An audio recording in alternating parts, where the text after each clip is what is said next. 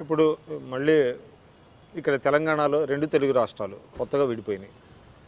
కేసీఆర్, చంద్రబాబు నాయుడు గారు, ఎవరి పరిపాలన బెటర్గా ఉందంటారు? ప్రస్తుతానికి వచ్చేసి ఇద్దరు వచ్చేసి అరచేతిలో వైకుంఠం చూపిస్తూ ఉన్నారు. ఇద్దరు కూడా అరచేతిలో వైకుంఠం చూపించేసి కేసీఆర్ చంద్రబాబు నాయుడు. కానీ ఆ వైకుంఠం చూపించడంలో కొంత వచ్చేసి ఇద్దరిది పెద్ద చెప్పుదగ్గ పరిపాలన ఏం కాదు. కాకపోతే అంటే కొంత చంద్రబాబు నాయుడు కంటే కొంచెం కేసీఆర్ది మెరుగేమో అనిపిస్తుంది. దానికి కారణం వచ్చేసి ఒకటి, ఇక్కడ హైదరాబాద్లో ఇన్ఫ్రాస్ట్రక్చర్ ఆల్రెడీ ఉండడము. ఈయన ఇంతవరకు వచ్చేసి ఆయన అమరావతి క్యాపిటల్లో కురిగిపోయి, మనము పెళ్లి కూతురు పెళ్లి కొడుకు పెళ్ళి అయిపోయినాక అరుంధతి నక్షత్రం చూపిస్తుంటాం. ఆ అరుంధతి నక్షత్రం కనిపించదే ఉండదు. ఈయన అరుంధతి నక్షత్రం వల్ల అమరావతి చూపిస్తున్నాడు. ఆ అమరావతి అయ్యేది కాదు, పోయేది కాదు.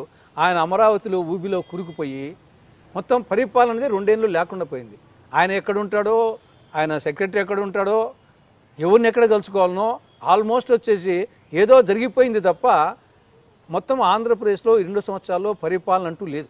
ఇదే అని మీరు అంటున్నారు. కానీ చాలా స్పష్టంగా జిఎస్డిపి అంటే రాష్ట్ర స్థూల ఉత్పత్తి పెరుగుదల ఉంది, గ్రోత్ రేట్ బాగా ఉంది. మొదటి సంవత్సరం 9% వచ్చింది, తర్వాత రెండవ సంవత్సరం 10.11 వచ్చింది.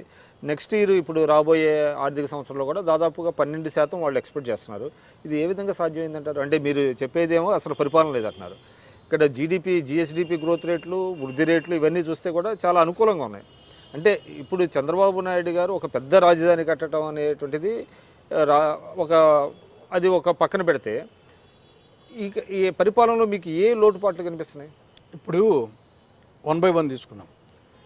యాక్చువల్గా లాస్ట్ ఎలక్షన్స్లో నేను ముందే చెప్పినట్టు ఆయనకు ఎందుకు మొగ్గు చూపారు? జగన్మోహన్ రెడ్డి కంటే ఇతను కొంత బెటర్గా ఉంటాడు, ప్రత్యేక హోదా తెప్పిస్తాడు, చట్టాన్ని అమలు చేపిస్తాడు. కాబట్టి కేంద్రం నుండి మెయిన్గా ఈరోజు అన్ని పార్టీలు ఏమంటున్నాయి, ఈవెన్ చంద్రబాబు నాయుడు అడ్డగోలు విభజన చెప్పే అడ్డగోలుగా మాట్లాడే చంద్రబాబు నాయుడు కూడా చట్టం అమలైతే ప్రత్యేక హోదా వస్తే సీమాంధ్ర స్వర్ణాంధ్ర అవుతుందని చెప్పేసి ఆయన కూడా చెప్తున్నాడు. అంటే అడ్డగోలు విభజన కాదు, ఆ అడ్డగోలు చట్టమే మళ్ళా రాష్ట్రానికి శ్రీరామరక్ష అని చెప్పేసి ఆయన చెప్తున్నాడు.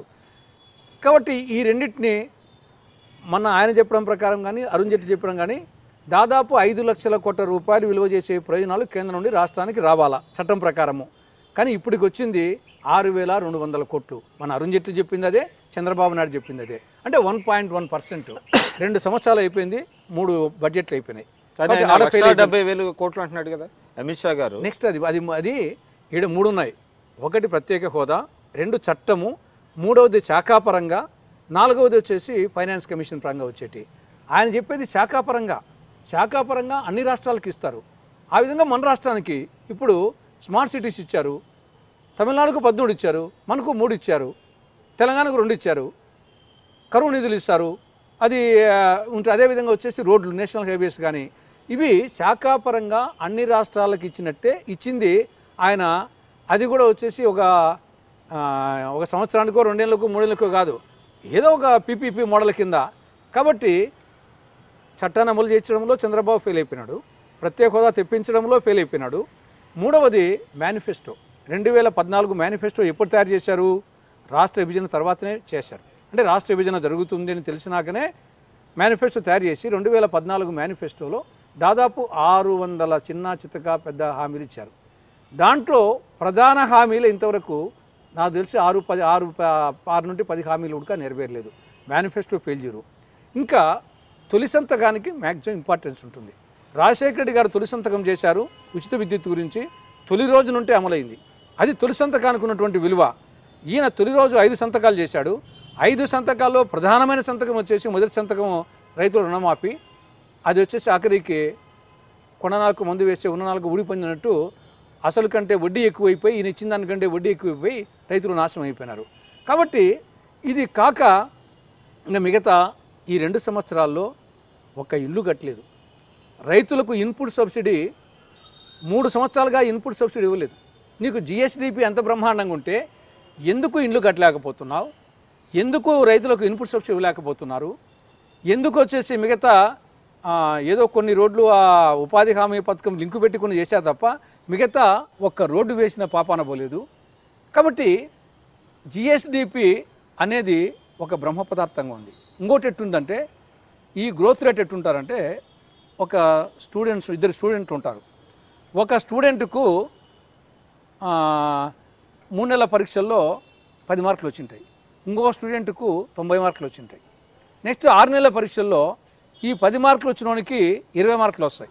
ఎంత పర్సెంట్ పెరిగినట్టు? 100% పెరిగినట్టు. ఈయనకి 90 మార్కులు వచ్చినోనికి 91 వచ్చి ఉంటాయి, కానీ వానికి వచ్చేసి 0.8% పెరిగినట్టుగా అనుకుంటాం. కాబట్టి ఈ జిఎస్డిపి కానీ జీడిపి కానీ ఇది అంటే రియల్గా రిఫ్లెక్ట్ అవుతుంది. ముందు సంవత్సరానికి ఈ సంవత్సరానికి కంపేర్ చేస్తూ వస్తారు. కాబట్టి ముందు సంవత్సరము 2013-14లో సమైక్యాంధ్ర ఉద్యమం వలన 2014-15లో వచ్చిన తర్వాత జిఎస్డిపిలు బాగా పెరగలే. 2015-16కు వచ్చేకల్లా ముందు తక్కువగా ఉంది కాబట్టి దాంతో కంపేర్ చేసినప్పుడు ఇది ఎక్కువ వచ్చి దీన్ని 10.2% జీడిపి కంటే ఎక్కువ అని గొప్పగా చెప్పుకుంటున్నారు. ఇప్పుడు 20 పాయింట్ ప్రోగ్రామ్ అనేది ఓవరాల్గా అన్ని సబ్జెక్టులకు సంబంధించిన వ్యవహారము. దాంట్లో ఇంతవరకు చంద్రబాబు నాయుడు గారి హయాంలో గతంలో 9 ఏళ్ళు ముఖ్యమంత్రిగా ఉన్నప్పుడు కానీ ఇప్పుడు కానీ జాతీయ స్థాయిలో ఫస్ట్ కానీ సెకండ్ కానీ థర్డ్ కానీ ఎప్పుడు రాలేదు. కానీ కాంగ్రెస్ హయాంలో కిరణ్ కుమార్ రెడ్డి గారు ముఖ్యమంత్రిగా ఉన్నప్పుడు నేను 20 పాయింట్ ప్రోగ్రామ్ చదివి ఉన్నప్పుడు 3 ఇయర్స్ కంటిన్యూస్గా 10-11, 11-12, 12-13 3 ఇయర్స్ ఆల్ ఇండియా ఫస్ట్ రావడం జరిగింది. అది దాంట్లో ఒక అంశం రాదు, 20 అంశాలు, 20 సూత్రాలు, 65 అంశాలు, 160 పారామీటర్స్.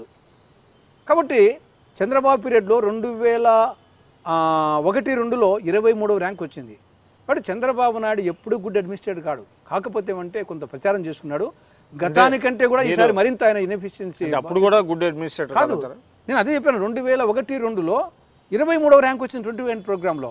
2002-3లో 21వ ర్యాంక్ వచ్చింది. 2003-4లో 19వ ర్యాంక్ వచ్చింది. కాబట్టి ఎప్పుడు ఫస్ట్ సెకండ్ థర్డ్ రాలేదు. అంటే మీరు చెప్తున్నది మీ అభిప్రాయం అంటే ఆయన సెంట్రల్ గవర్నమెంట్ ఇచ్చే ర్యాంక్. మీరు చూస్తున్నారు ఐ డ్రీమ్ న్యూస్ని. మీరు చూస్తున్నది ఐ డ్రీమ్ న్యూస్. అంటే కళలని నిజం చేస్తూ ప్రజలకి నిజాలని కళల ద్వారా తీసుకొచ్చే ఐ డ్రీమ్కి మై బెస్ట్ విషెస్. మీరు చూస్తున్నది ఐ డ్రీమ్ న్యూస్. మీరు చూస్తున్నారు I dream channel. For more videos please subscribe I dream. మరిన్ని వీడియోల కోసం ఐ డ్రీమ్ని సబ్స్క్రైబ్ చేయండి. Please subscribe I dream. And I am very much satisfied with the way interview went on. Kindly subscribe to I Dream. For more videos, subscribe to I Dream. And loads of fun entertainment and content. Do watch I Dream.